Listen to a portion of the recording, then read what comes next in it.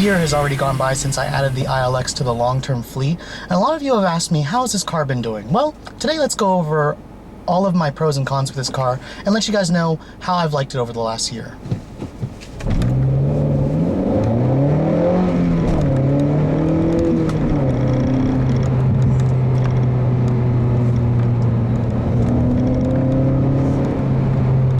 If you guys can remember, I actually got rid of a 2012 Honda Fit when I bought this car last year in February.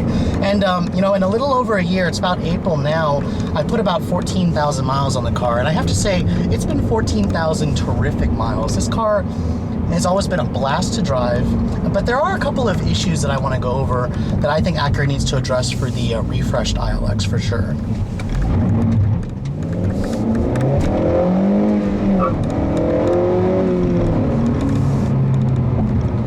Now, power certainly wasn't a problem with the 2.4-liter 6-speed model that I picked up. However, styling has never been this car's real strong suit. I mean, the ILX is an attractive car, don't get me wrong. When I first laid my eyes on this car, back when Acura first introduced it, I thought it was good looking. It was based on the Honda Civic platform, as you know, by now most of you know that already. However, Acura added its own unique look. The front end is unique. You have Acura's unique Power Plenum shield grille. You have a very unique styling element on the back profile where it doesn't really look like a Civic at all. And then, of course, all ILXs will pretty much come with the 17-inch wheels that my car has, and then for 2014 Acura made them as standard equipment. I mean, overall the look of this car is an attractive, you know, Acura look, and it's actually better looking in my eyes than the TSX or the TL. I really like the diminutive size of this car. It's a little bit wider than a Civic, a little bit lower than a Civic, and it's about the same size as the first generation TSX, if you guys can remember that car. Same basic wheelbase, same basic tire size, same basic overall length. Now, another area where Acura really differentiated the ILX from its more plebeian Civic cousin is the interior. And this interior has held up really well over the last year and 14,000 miles on it. I really still like the design aesthetics of it. The dashboard material is all really nice. The steering wheel is the same steering wheel that comes off of the TL. The door panels are also a really nice soft touch materials. And then, of course, this shifter, this 6-speed manual shifter, is the same stubby little knob that came off of the 8th generation SI, the previous generation. And I love this shifter. It has a really nice smooth snick feel. It has a really good precision through the gates. The clutch has a light take up, syrup smooth, really good feel. I mean, this is a really easy car to drive on an everyday basis, and that's basically why I chose this thing as my daily driver. Now, the ILX, of course, still comes in 3 models. There's the base 2-liter 4-cylinder with the 5-speed automatic. There's the hybrid model, which is basically the same powertrain as the Civic hybrid. And then, of course, I've got the unique model, the 2.4-liter 6-speed manual. Now, you'd be surprised to know that not a lot of people know about this particular ILX. I mean, Acura only expects about 5% of ILX sales to be the 6-speed model, so it's rare that you'll find one.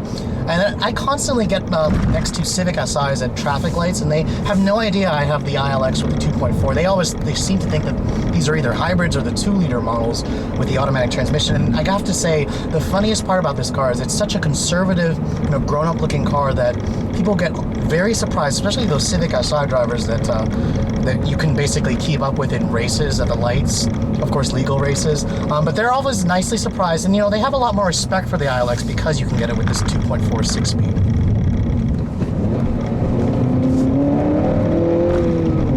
Now, enthusiast drivers have bitched about how this car doesn't have the limited slip diff from the Civic, and I have to say, even though it is lacking that, you do notice a little bit of lack of traction when you're in spirited driving.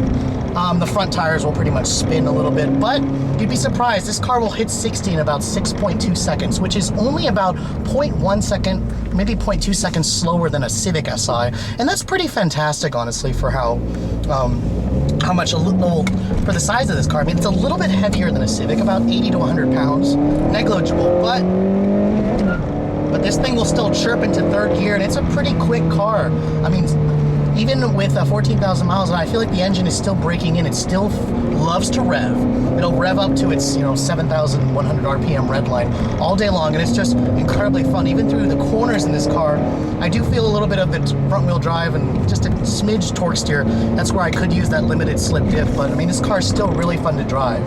Now, handling-wise, compared to a Civic, the suspension is a little bit softer in the ILX. So you do notice that the bumps don't come through as much. The steering is a little bit lighter, but it still gives you a decent amount of precision. And this car literally just feels like a Civic Si in a tux, and that's partly the reason why I chose it. I like the Civic Si, but I wanted something with a little bit more luxury, a little bit more feature content.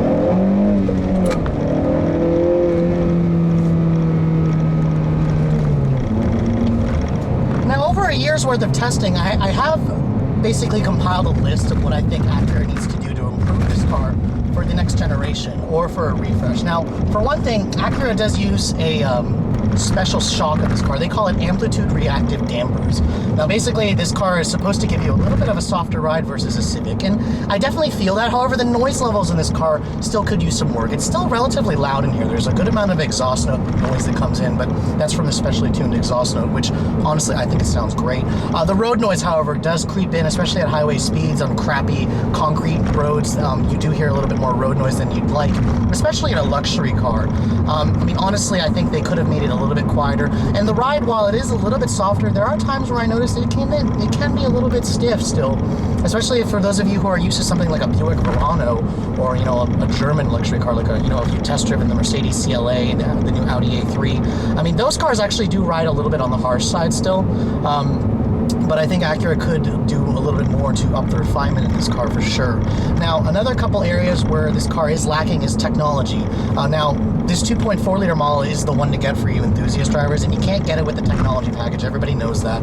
Of course, Acura's technology package on this car is pretty dated, but there are several things that are missing. For example, if you guys wanted to look at a 2014 Honda Civic Si, that now has push to start. That has the lane camera system. It has the 7-inch touchscreen display. You can get navigation on that model. I mean, there are some feature overlap in the Civic Si, the 14 model that the ILX has. The 2014 ILX doesn't even have those features as well. So Acura does have some work to do in updating this car. Another issue that I have with this car, on paper, it doesn't have much strengths. I mean, the base powertrain, the one that Acura says this car will mostly come with, is a 2-liter 4-cylinder with 150 horsepower. Audi's new A3 has 170 horsepower from a turbo engine, and then of course there's an upgrade engine from that. I mean, Acura has the same thing with the 2.4, but I think if Acura really wants to play with the big boys, if they really want to increase their sales and take a much bigger chunk out of that pie, they really need to do something with the powertrains. Now, Acura does have some upgrades available in the upcoming TLX. There's now a 2.4 liter direct injection 4 with an 8-speed DCT. I would expect to see that powertrain combination in the ILX in the refreshed model. I'm a little bit nervous about that because I'm afraid they may take away the 6-speed manual model for you enthusiasts out there, but we really don't know. But all I know is if Acura could offer that powertrain as a standard offering in the coming years, and then improve the fuel economy closer to 40 miles per gallon, I see no reason why the ILX wouldn't make more sense and why it wouldn't take a bigger chunk out of the sales pie. Another area where the ILX also is pretty strong is actually fuel economy. Now, this engine is rated at 22 miles per gallon in the city and 31 on the highway. Now, in pure city driving, I'll pretty much get 22 miles per gallon. Over the life of 14,000 miles, the computer says I've averaged about 26. Now, on my best highway run, I got about 36 miles to the gallon. So, even though this car is only rated up to 31, it is pretty underrated in terms of what it will actually do. And this engine, for lacking direct injection, for being a high-strung, high-revving engine that produces a good amount of power, it gets pretty good gas mileage, honestly, if you ask me. The only downside is you do have to use premium. However, this car has about a 13-gallon gas tank, so you're looking at about $40 fill-ups, which isn't too bad.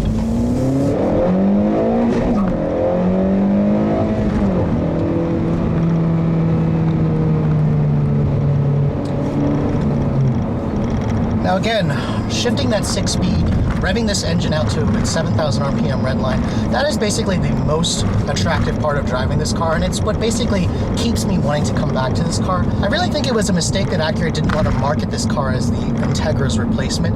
The ILX really marks a return to Acura building small, fuel-efficient, affordable luxury cars, and that's basically what gave the brand a really strong name back in the 90s when Acura was first introduced in the late 80s. But it's what made Acura strong, and honestly, I think that if Acura makes the updates I suggested for the ILX, especially in terms of the styling, I think that the the updated model should sport LED taillights. I expect to see the July LED headlights. I'd like to see 18-inch wheels available, especially since the SI now offers 18-inch wheels. I mean, this car really, what it could use is Honda actually has a Civic Type R in other markets. And it's got a new 2-liter turbo Earth Dreams direct injection engine. I think if that engine actually showed up in the ILX in the form of a Type S, it would sell like hotcakes. But it's very rare to me that Acura would actually do that. The company is just far too conservative to give us something that we actually would want. But one can dream, one can hope, I guess, per se.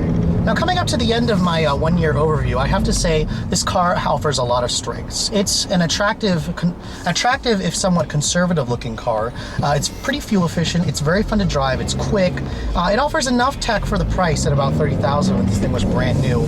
And the 6-speed manual is wonderful. The seats are pretty comfortable in the front. The back seat is also decently roomy for a compact luxury sedan. And it offers the traditional Honda Acura reliability and resale value that a lot of people buy this brand for. Now, in terms of the cons, there's a little bit of a list here, and I think that if Acura addresses it, they really could have a winner on their hands with the ILX. Because when this car first came out, it was a little bit of a slow seller, but it has picked up a little bit of steam.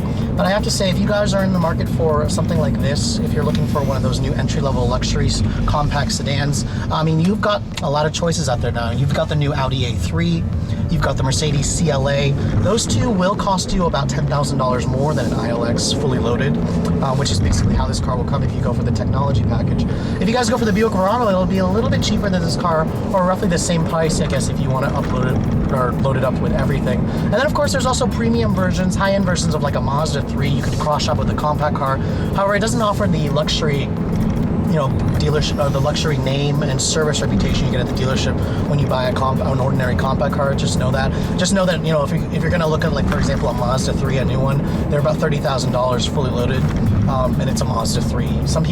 There are people out there that prefer a luxury brand name over just a regular traditional brand name. Anyways, hope you guys have enjoyed my overview of this of my 2013 Acura ILX with the 6-speed manual. It's been a really great year driving, and I am planning to keep the car for a little bit longer just because I actually do enjoy it, and there's nearly nothing on the market yet that has caught my eye just yet. But who knows, with the automotive world, everything changes. But hope you guys have enjoyed my overview. Thanks so much for watching, guys. I'll catch you all later.